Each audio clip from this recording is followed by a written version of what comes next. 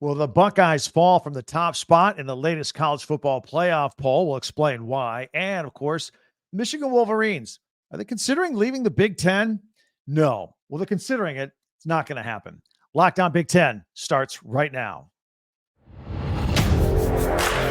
You are Locked On Big Ten, your daily podcast on the Big Ten Conference. Part of the Locked On Podcast Network. Your team every day.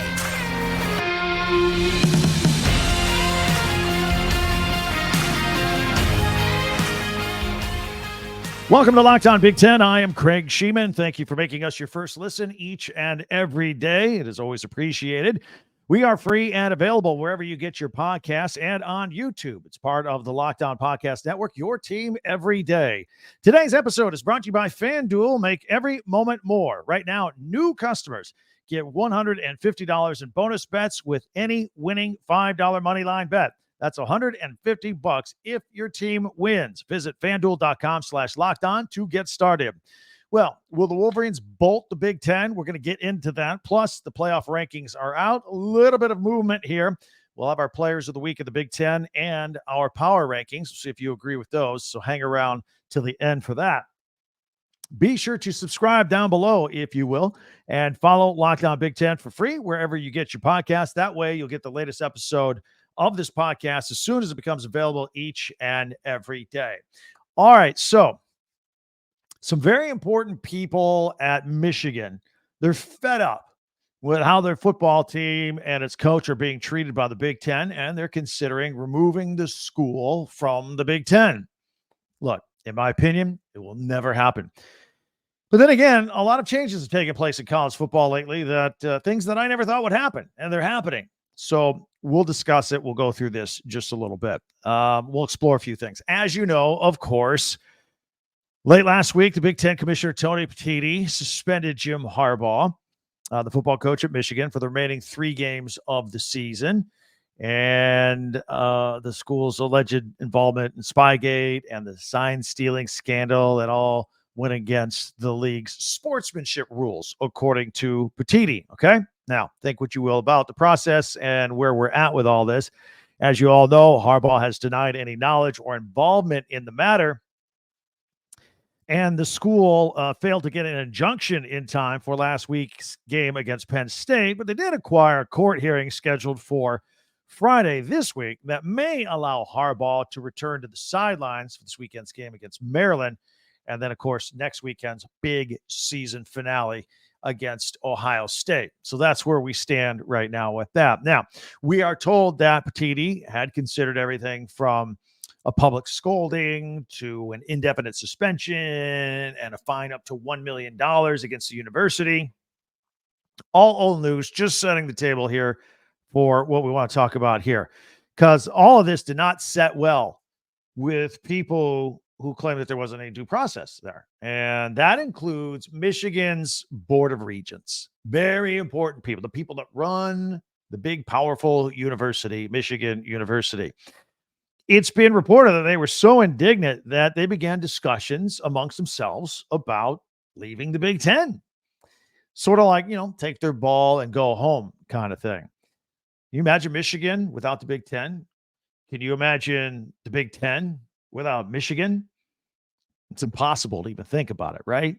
Well, have you seen the college landscape over the last year or two? Nothing is impossible. Like, did you ever think Texas and Oklahoma were going to be in the SEC? Did you ever think that Southern Cal and UCLA and Oregon and Washington would be in the Big Ten, not the Pac-12? No.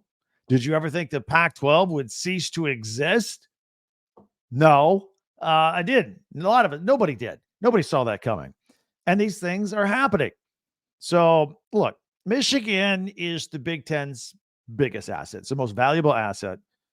And at the same time, Michigan is under 2 NCAA investigations, 1 Big Ten investigation, which overlaps, of course, and an FBI investigation.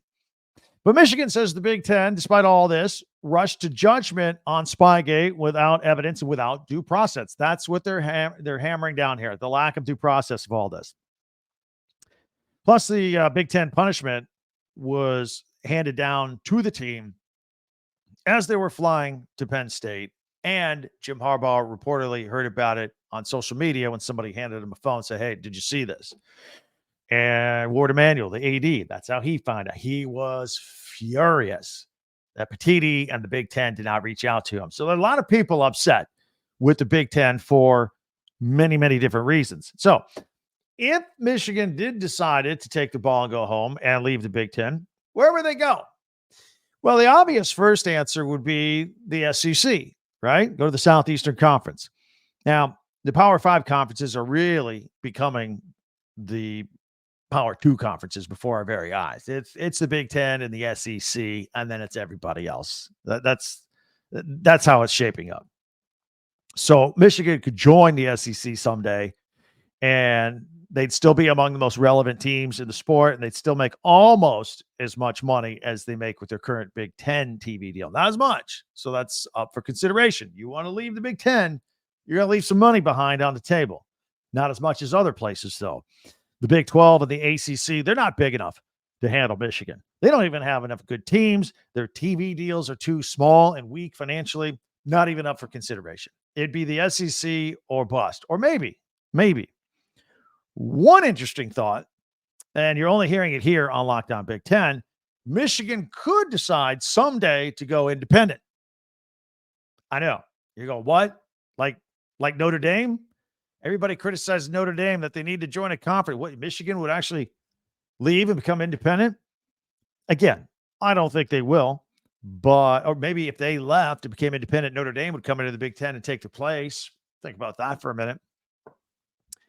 As an independent, they can do whatever they want, and they would never be held accountable to conference bylaws. And they're a big enough brand. I think they would attract some sort of TV deal. They could schedule whoever they wanted to a point. The problem with that, all these conference schedules amid all the individual conferences, not a lot of room. There's only a couple of games where they can schedule anybody outside. And Notre Dame's going to run into the same problem, by the way. And even if there are enough schools or enough slots to schedule them, there are a lot of schools that just won't. Why take the loss, right? So scheduling would be difficult as an independent. Notre Dame's been able to get away with it so far. But, for example, one of the mainstays on the Notre Dame schedule is Southern Cal. Now they're going to the Big Ten. They have fewer scheduling options. The games like that are going to start to disappear if you're an independent. Anyway, Michigan's not going anywhere. This is just regents with egos. They're mad at the Big Ten. They're puffing their chest out a little bit. That's all it is for now. But we'll see if any of this continues, if any of this talk. And I waited a couple days before talking to you about this. I actually saw this story come out several days ago. And I was like, all right, let's just let this one breathe a little bit. Let's get through the weekend. There are other important things to talk about. But I thought I'd throw that out there today just as a point of record in case anything starts going on in the future. And if any of this talk continues, maybe we'll resurrect the independence of Michigan talk here on Locked On Big Ten. But look, right now, Big Ten is the best conference. They got the most money, and Michigan is ground zero for this cash cow. And I don't think anybody's going anywhere because it always comes down to the money. Always comes down to the money. Why would Michigan put themselves in a position where they would make less money? The Big Ten doesn't want to lose Michigan because they would make less money. Nobody's going anywhere. That's our opinion here on Locked On Big Ten. Until then, more important things going on. For example, Michigan has the hearing with the judge at 9:00 on Friday. Probably a 1:00 flight to go to Maryland to play, and we'll see if Jim Harbaugh is on that flight based on what happens in the courtroom. That's really what's at hand right now. And by the way, fun fact, we haven't really gotten into this. If Michigan wins that game against Maryland, that will be their 1,000th win in college football. They'll be the first team to do that. They have the most wins out of anybody. The next highest team, I believe, is Ohio State at like 963. I was thinking earlier today, what happens if they start taking wins away from Michigan with the NCAA investigation? But anyway, right now, if they beat Maryland, that's win 1,000. A big benchmark for the Michigan football team. Again, the Big Ten Michigan football team. They are staying. We love your comments on this, by the way.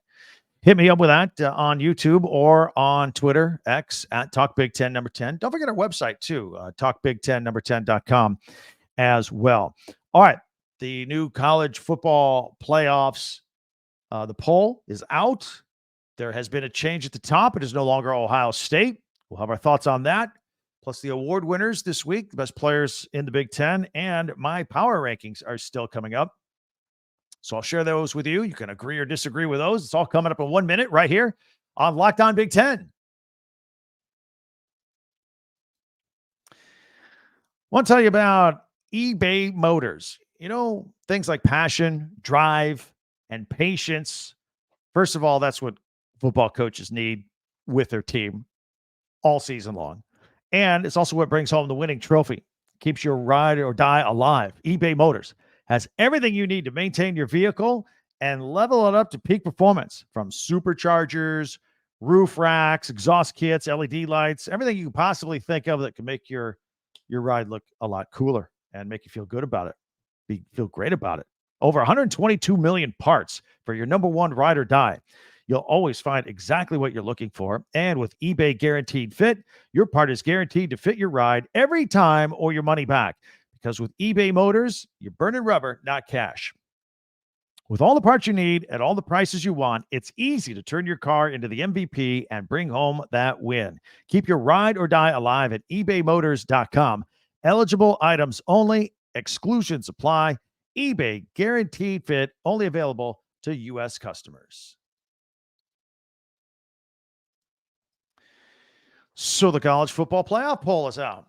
And it was interesting. So we'll start with the top four. Got some other comments on some other ones, but Georgia and Ohio State flipped. Georgia is now number one. Ohio State falls from 1 to 2, even though both teams won.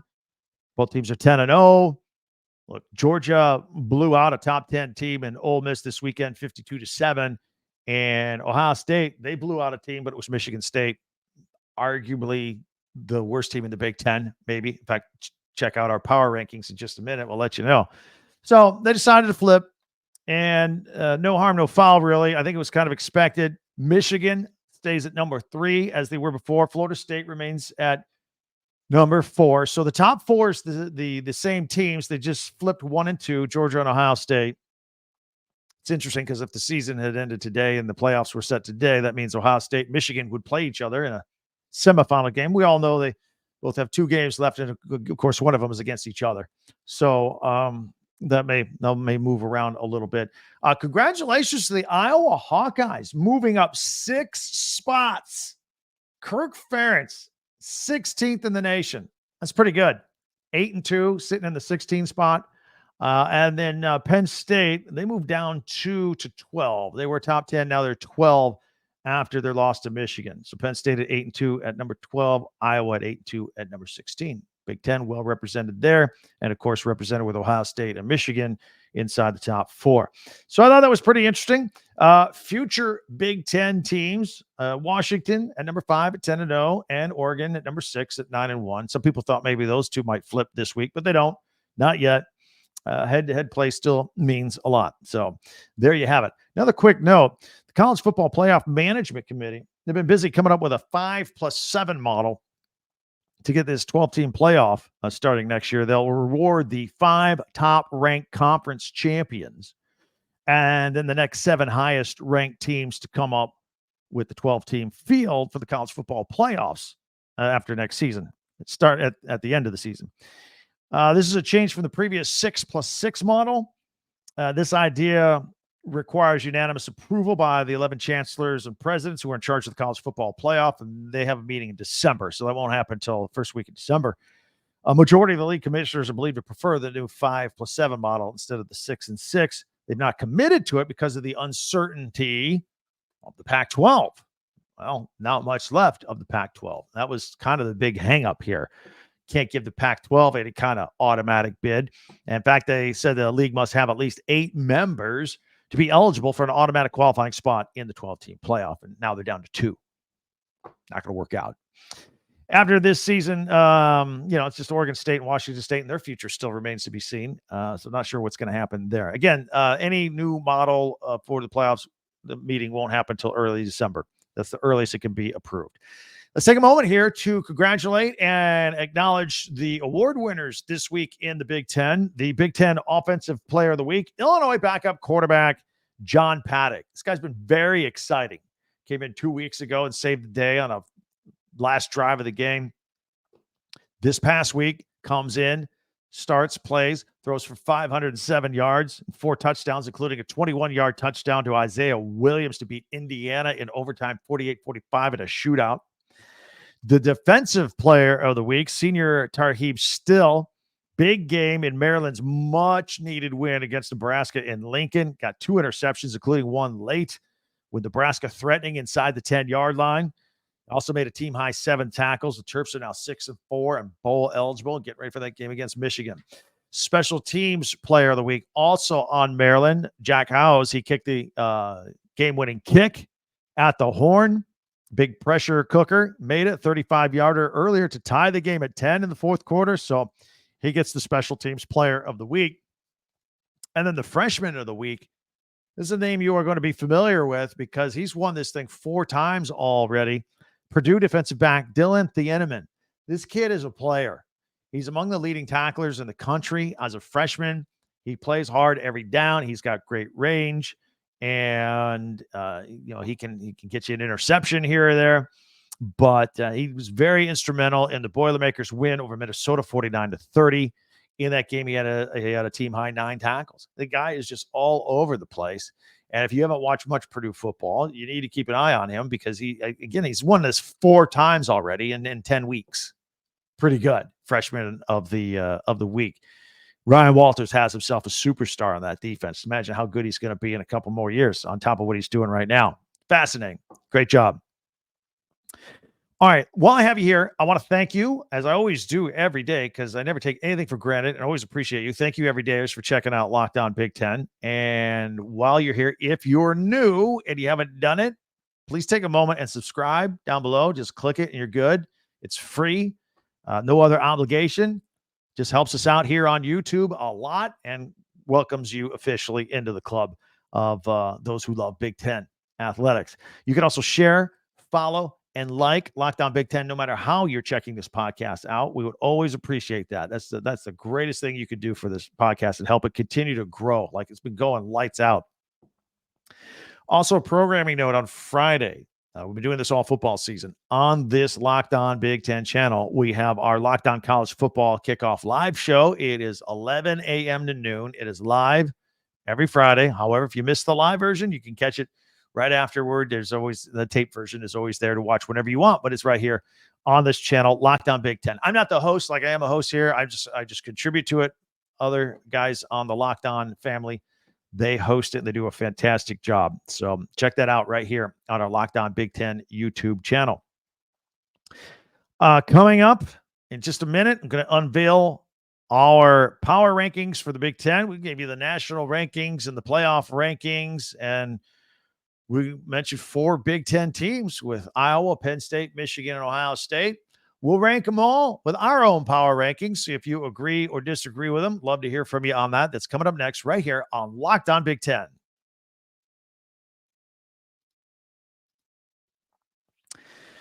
So FanDuel is awesome. It is fun.